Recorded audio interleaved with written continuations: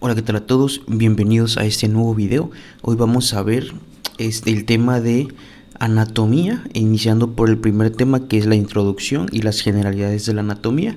Bueno, antes de comenzar, pues decir que la información sacada de esta presentación me estoy basando generalmente en el libro de Tórtora, en este caso la edición de 2018, que es la que tengo, pero bueno, comparada con la más reciente que hay, pues realmente estas bases de la anatomía realmente no cambian, siguen siendo las mismas. Y bueno, pues vamos a empezar con las definiciones, en este caso de anatomía y fisiología, porque vamos a ver estos dos temas que pues en general se suelen estudiar realmente juntos. Es muy difícil ver anatomía y no hablar de la fisiología, porque básicamente pues va de la mano, ¿no? Entonces vamos a empezar a hablar de la anatomía. La palabra como tal previene del prefijo ana y del sufijo tome, que en palabras muy cortas significa cortar o diseccionar y a través de. Entonces pues la palabra anatomía en cierto sentido se refiere al corte que se hace en las estructuras para poder estudiarlas, ¿no? En este caso el libro de Tórtora lo define de manera sencilla como la ciencia de las estructuras del cuerpo y las relaciones entre ellas. Por su parte, define la fisiología, o la palabra fisiología previene del griego physis y de logos, ¿no? Physis, que significa naturaleza, y logos, de estudio. En otras palabras, pues la fisiología es la ciencia que estudia las funciones del cuerpo, es decir, pues el funcionamiento de las partes de este mismo, ¿no? Entonces, por eso digo que es básicamente normal que cuando hablemos de anatomía estemos hablando de la fisiología, por ejemplo, ¿no? Cuando vemos anatomía cardiovascular, pues tenemos que hablar también de su fisiología, ¿no? Entonces, estos son temas que son realmente muy amplios, todo lo que abarca anatomía y fisiología, pero que son las bases realmente de todas las áreas de la salud. Bueno, vamos a ver las divisiones o subdivisiones que tiene la anatomía, que son muchísimas. Si se dan cuenta, este cuadro también sacado de este libro que les mencioné, pues las ramas de la anatomía son muchísimas, ¿no?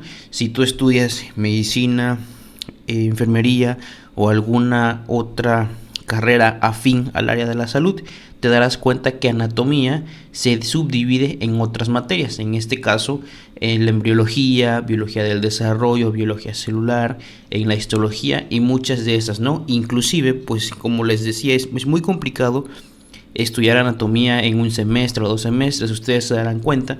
Bueno, en el caso de medicina, hablando por mí, pues anatomía y fisiología lo ves durante un año entero, y después cuando vuelves a ver, por ejemplo, cardiología, vuelves a ver anatomía y fisiología cardiovascular. Cuando ves nefrología, vuelves a ver la anatomía y fisiología renal. Cuando ves fisiopatología, vuelves a ver otra vez anatomía y fisiología, y así como con otras materias como la endocrinología, neurofisiología, entre algunas otras, ¿no? Y les dejo aquí este cuadro para que ustedes vean qué es lo que estudia cada una de estas subdivisiones de la anatomía. Bueno, vamos ahora con lo básico de la anatomía. Esto que estamos viendo aquí es muy importante, y que si ustedes están en primer semestre o inclusive si están estudiando el bachillerato, esto también es muy útil. Pues la base de la posición es esta, ¿no? La posición anatómica. ¿Por qué es importante esta posición? Porque en todos los libros o artículos o documentos que ustedes encuentren en donde vayan a estudiar, sobre todo anatomía, pues entonces van a ver que todo está basado en esta posición, ¿no? Por poner un ejemplo claro, ¿no? Vamos ven ustedes cómo están posicionadas las manos. Entonces, esta posición nos ayuda a entender y comprender los textos cuando nosotros lo vayamos a leer, ¿no? Por ejemplo, si nosotros hablamos de la parte anterior, es decir, la parte de adelante de la mano, estamos hablando de la palma de la mano. Y si hablamos de la parte posterior o la cara posterior, estamos hablando del dorso de la mano, ubicándonos en esta posición anatómica, ¿no? Entonces, reitero, entender esta posición es importante para entender cómo se sitúa el cuerpo cuando es descrito en los libros de anatomía, ¿no? Y cómo se realiza o cómo se encuentra la persona cuando se encuentra en esta posición. Pues el sujeto se halla de pie frente al observador, de cabeza con la cabeza y los ojos mirando hacia adelante o hacia el frente. Los pies están apoyados en el piso y dirigidos hacia adelante, y los miembros superiores a los costados del cuerpo y con las palmas hacia enfrente, tal como lo vemos en la mano, ¿no? Y vemos aquí tenemos las dos vistas, que son la vista anterior, en donde la persona está viendo a nosotros, o vemos la parte de enfrente, si ustedes lo quieren decir así, y la vista posterior, estamos viendo la parte de atrás del sujeto. Esto no es complicado, es sencillo de entender. Bueno, ahora vamos a ver poco de estos términos, ¿no? Porque en anatomía es muy importante entender términos, porque eso nos ayuda a entender cómo vienen descritos los libros, pero también nos ayuda a describir nosotros ciertas estructuras del cuerpo humano, o ya más adelante, por ejemplo, a escribir notas médicas. Entonces ustedes lo tienen que hacer siempre con terminología médica, y esto, aunque es muy básico, es excesivamente importante, ¿no? Entonces vamos a tener estos términos de direccionalidad. Cuando hablamos de superior, que tiene también sinónimos como cefálico o craneal, quiere decir que la estructura que nosotros estamos describiendo o que se nos está describiendo está situada hacia la cabeza o hacia una porción más elevada de cierta estructura, ¿no? Por ejemplo, respecto a otra estructura de la que te esté hablando o la que tú quieras describir, y nos pone un ejemplo, ¿no? El corazón es superior al hígado, ¿no? O el hígado es superior a la vejiga, ¿no? Por poner ejemplos. Ahora, inferior, pues es totalmente lo contrario, que tiene también su sinónimo, que sería lo caudal. Quiere decir que es lo que está alejado de la cabeza o hacia la parte más baja de una estructura. Por ejemplo, el estómago es inferior a los pulmones. O regresando al primer ejemplo, el hígado es inferior al corazón. Ahora, lo que nosotros conocemos como anterior, que también tiene su sinónimo, que es ventral, es la parte frontal que nosotros estamos viendo del cuerpo, ¿no? O que se encuentra frente a otra estructura. Depende también de la vista en la que nosotros estemos observando. Un ejemplo, el esternón es anterior al corazón, y puede ser otro que el corazón es anterior a la columna vertebral, ¿no? A su región torácica. En el caso de lo que es posterior o dorsal, quiere decir que está cerca o en la parte trasera del cuerpo. Un ejemplo, el esófago es posterior a la tráquea. Bueno, vamos ahora con el término medial. Quiere decir que está cercano a la línea media. La línea media, pues, es la línea que divide al cuerpo en izquierdo y derecho y que pasa justo por el medio, ¿no? Y que inclusive se llama corte medial o se conoce como corte sagital también. Entonces, volvamos a un ejemplo. El cúbito es medial al radio, y lateral es aquello que se aleja de la línea media, como por ejemplo los pulmones son laterales al corazón. Intermedio, pues, es algo que está entre dos estructuras. Ipsilateral es algo también que nosotros vamos a escuchar mucho. Quiere decir que está del mismo lado del cuerpo que otra estructura. Por ejemplo, la vesícula biliar y el colon ascendente son ipsilaterales. Quiere decir que están a la misma altura, simplemente que una del lado izquierdo y otra del lado derecho. Y del lado opuesto quiere decir que está del lado opuesto de una estructura. Por ejemplo, el colon ascendente y el colon descendente son contralaterales. Ahora, lo proximal es lo que está cercano a la unión de un miembro con el tronco o cercano al origen de una estructura. Por ejemplo, el hueso del brazo, como es el húmero, es proximal al radio. Esto también ayuda para describir, por ejemplo, ¿no? Vamos a describir, por ejemplo, una fractura, que es lo que más se me ocurre, ¿no? En este momento. Podemos dividir al radio en tercio medio, tercio proximal y tercio distal. Entonces, lo proximal sería lo que está más cerca, en este caso del tronco, y lo distal es lo que está más lejos o lo que está más cercano a la mano, ¿no? Poniendo este ejemplo. Entonces, proximal es lo que está más cerca del tronco y distal es lo que está más alejado. Volviendo a este ejemplo, ¿no? Si hablamos del radio, si lo dividimos en tres, tenemos una porción distal. El tercio distal del radio sería lo que está más cercano a la mano, y el tercio proximal pues es el que está más cercano hacia el húmero, ¿no? Poniendo ese ejemplo. Aunque aquí el libro nos da el ejemplo de que las falanges, es decir, los huesos de los dedos, son distales al carpo, es decir, los huesos de la muñeca, ¿no? Y superficial es lo que está en la superficie corporal o cercano a ella. Por ejemplo, las costillas son superiores a los pulmones o superficiales, y lo profundo o interno es aquello que se aleja de la superficie. Por ejemplo, las costillas son profundas a la piel del pecho y de la espalda. Esto lo pueden ustedes estudiar buscando diferentes ejemplos y describiendo pues estas estructuras. Ahora vámonos con los términos de direccionalidad o términos direccionales. Estos nos sirven para localizar distintas estructuras del cuerpo y es la forma en cómo ustedes van a encontrar la descripción en los libros. Y es lo mismo que acabamos de ver, ¿no? Lo superior es craneal o cefálico es lo que se acerca hacia la cabeza o hacia el cráneo, y lo inferior o caudal es lo que se acerca a los pies. Lo proximal es lo que se acerca al tronco y lo distal es lo que se aleja del tronco. Y tenemos esta línea media que nos va a dividir el cuerpo en una mitad izquierda y en una mitad derecha, conocido también como plano sagital. Tenemos la línea medial, entonces todo lo que se acerque a ello es medial, todo lo que se aleje de ella es lateral, ¿no? Así de sencillo. Bueno, ahora vamos a hablar de las regiones del cuerpo humano.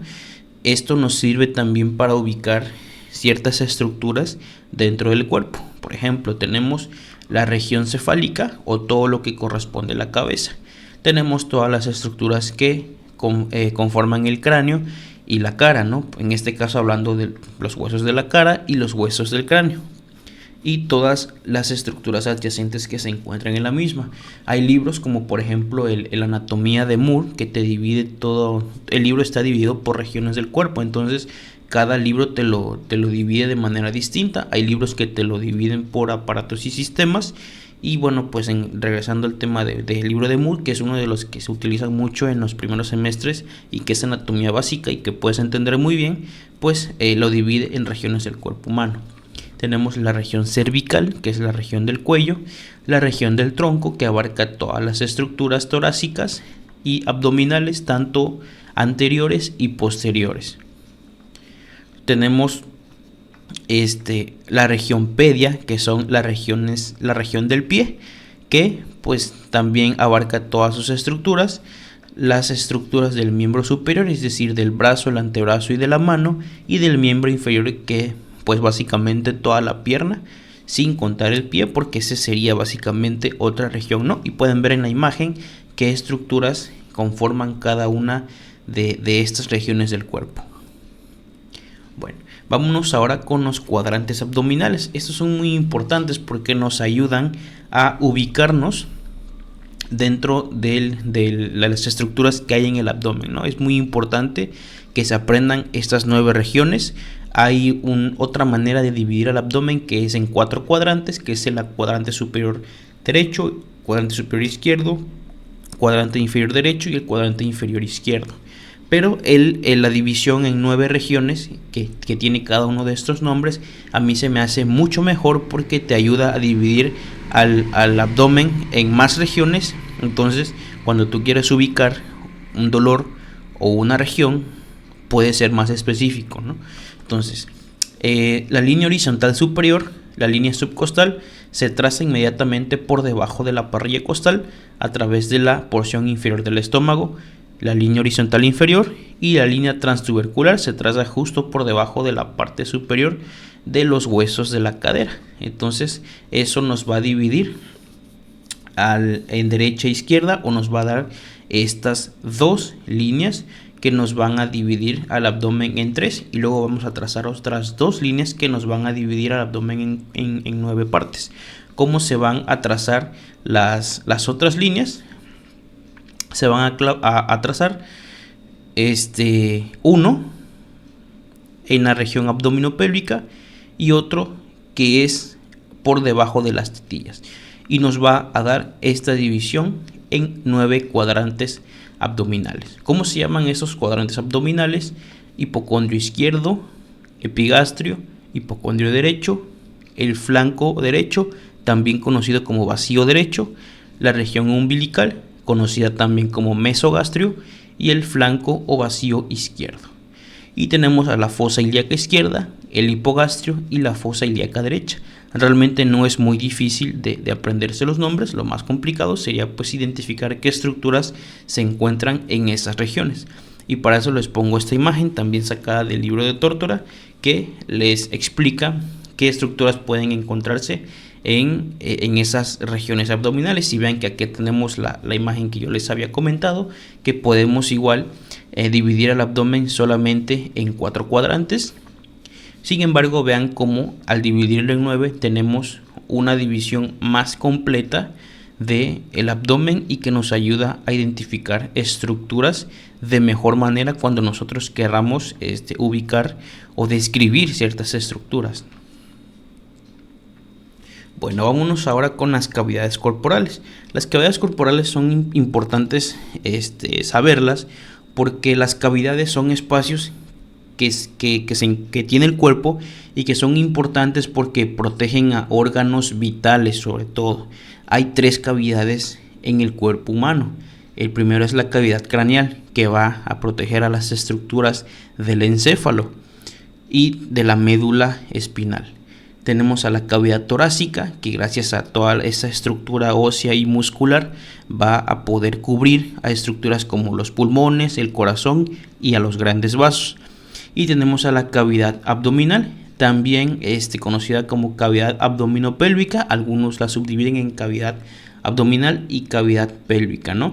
Si se dan cuenta, en el caso de la cavidad abdominal y cavidad pélvica carece de una estructura ósea anterior, entonces en cierto sentido carece también de esa protección, y por eso, por ejemplo, si hablamos de accidentes de tránsito, por ejemplo, o de traumas, la región abdominal son de las que más sufren, o los órganos abdominales son los que más sufren al carecer precisamente de este soporte y de protección ósea. Entonces es muy importante saber eso. Entonces, las cavidades dijimos que son espacios que van a proteger a órganos vitales, y esto lo van a hacer gracias a los huesos, músculos y ligamentos que se encuentran en esas cavidades y que ayudan a proteger a esos órganos, ¿no?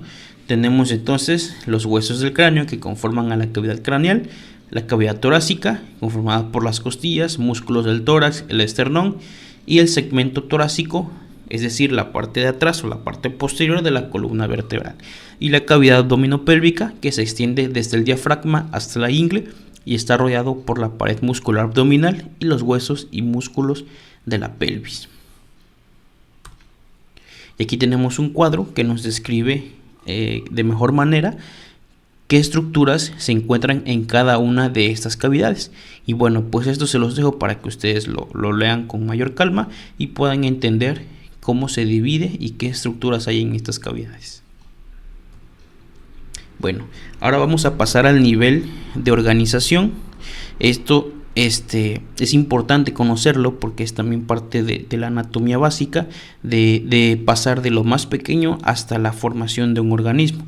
Vámonos primero a esta imagen, ¿no? Que son los niveles de organización estructural y de los sistemas corporales. Lo que yo les decía, vean cómo desde el nivel más pequeño, como es el nivel químico, se va organizando y se van distribuyendo estas estructuras hasta formar a un organismo.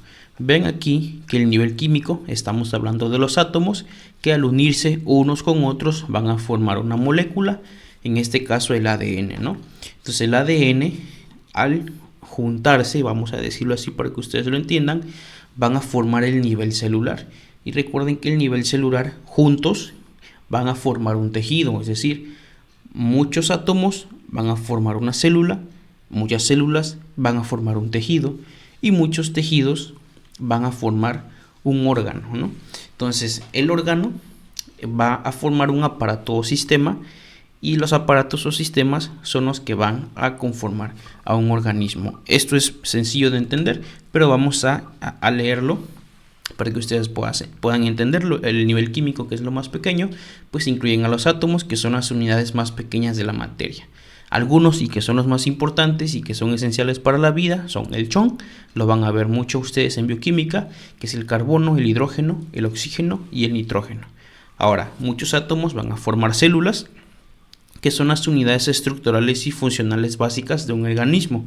Entonces, podemos poner muchos ejemplos: células musculares, células nerviosas, células óseas, células cardíacas, células del aparato respiratorio, células pulmonares, entre muchas otras, ¿no?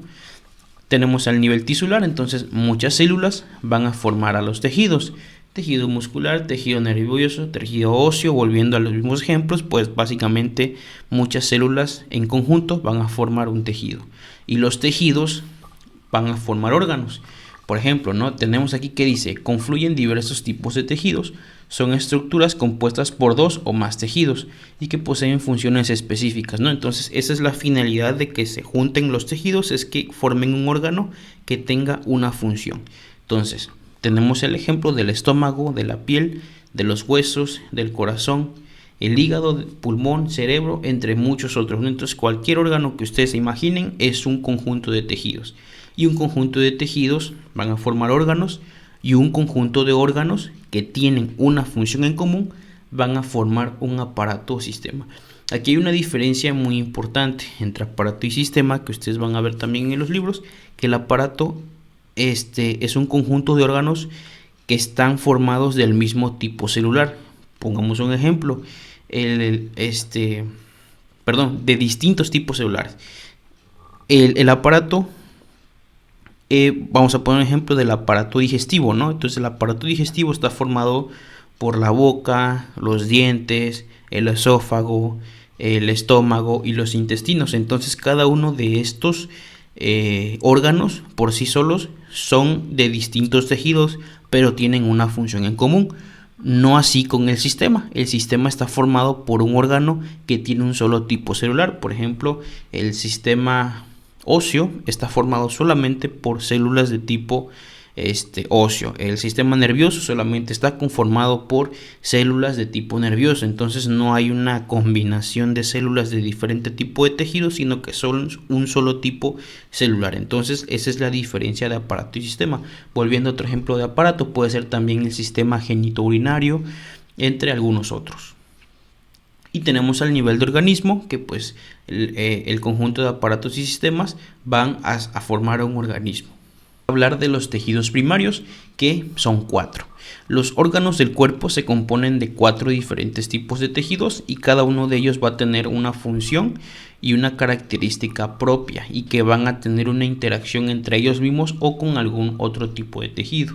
Entonces, recordemos que las células son las unidades básicas de estructura y de función del cuerpo humano. Cada aparato o sistema tiene una célula que es la que lleva un nombre específico dependiendo de cada aparato o sistema, que es necesaria para poder cumplir la función. Por ejemplo, si hablamos de cuál es la unidad básica y estructural del sistema nervioso, pues sería la neurona, ¿no? Por poner un ejemplo.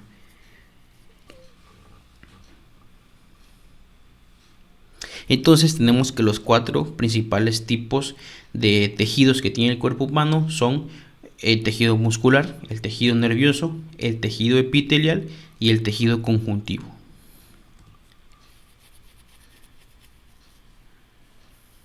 En el caso del tejido muscular, pues entonces el músculo es el que se encuentra especializado para realizar funciones de contracción. A su vez, el tejido muscular está dividido en 3 tipos de músculo, que son el esquelético, el cardíaco y el liso.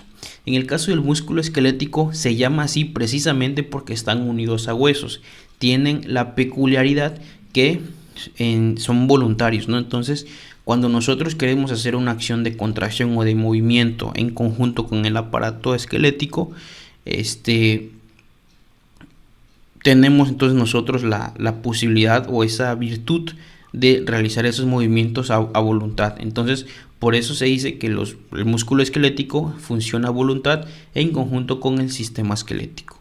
En el caso del músculo cardíaco, son las células que se encuentran en el corazón, las células musculares del corazón o las células miocárdicas, que se diferencian porque son cortas, son ramificadas y están interconectados para formar un solo tejido.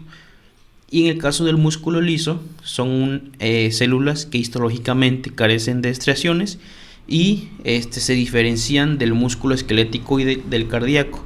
Este tipo de tejido lo encontramos sobre todo en el tubo digestivo, en donde se encuentra músculo liso, en vasos sanguíneos. Por ejemplo, las arterias y venas tienen una capa de vasos sanguíneos que ayudan a la contracción y a la relajación del propio vaso sanguíneo, dependiendo de la función que ese vaso sanguíneo vaya a tener en cierto momento.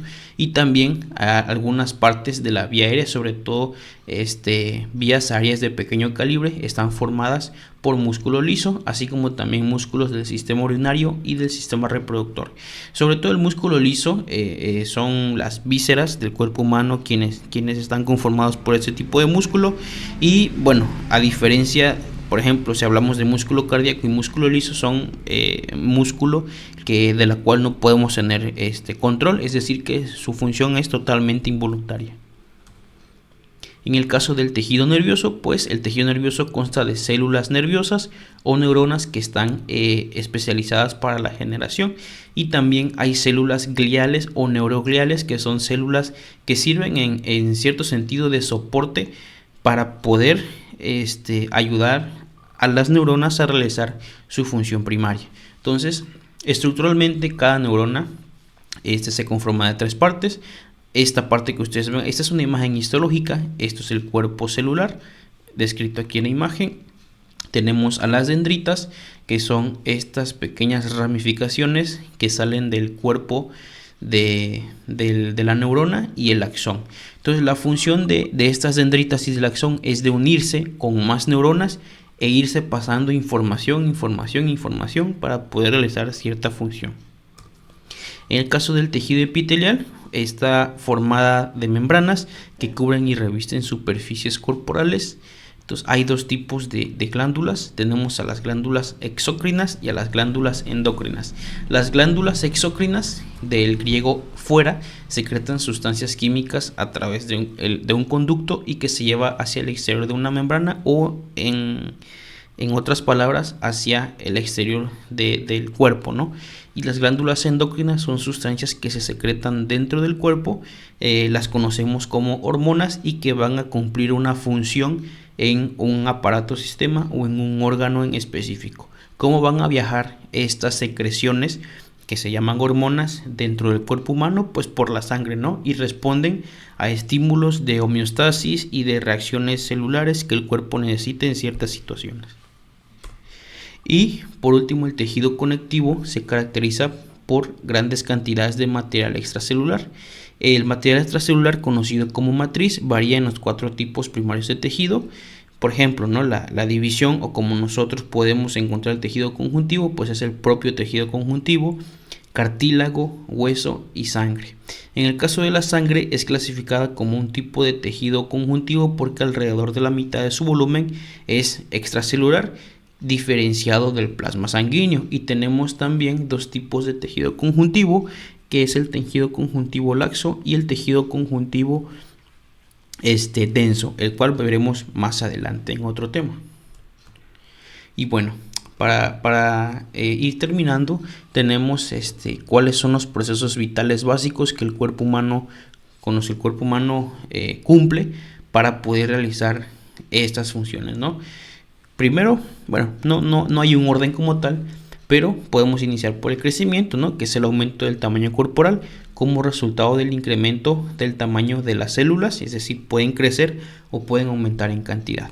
Otra de ellas es la diferenciación. Todas las células, hay algo que conocemos como células madre. Entonces todas las células se generan, pero no tienen una actividad específica destinada hasta que ellas o por un proceso por ahí hacen una diferenciación celular. Es decir, hay un tipo celular que son las células madre, y esas células madres se van a diferenciar en células musculares, células óseas, células nerviosas, ¿no?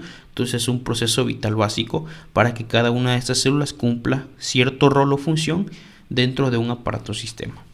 Y la reproducción se refiere a la formación de nuevas células para el crecimiento y reparación, o más bien también para el reemplazo de ciertos tejidos y formación de un nuevo individuo.